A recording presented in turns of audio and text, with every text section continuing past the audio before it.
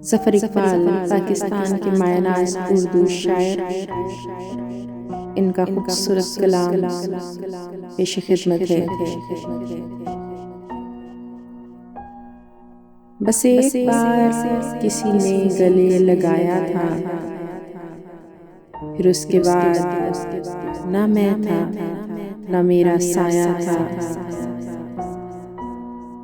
गली में लोग भी थे मेरे उसके दुश्मन लोग,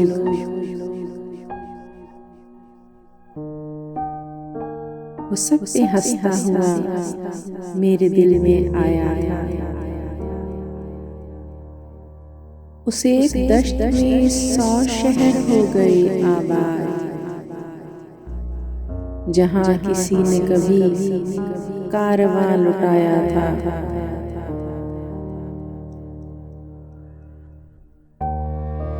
वो मुझसे अपना पता पूछने को आ निकले कि जिनसे मैंने खुद अपना सुराग पाया था। मेरे वजूद से गुलजार होके निकली है वो आग जिसने तेरा पैरहन जलाया था।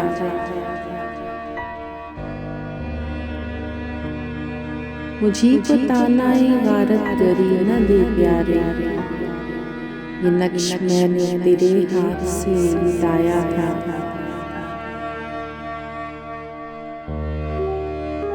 उसी ने रूप बदल कर जगा दिया आँखों को,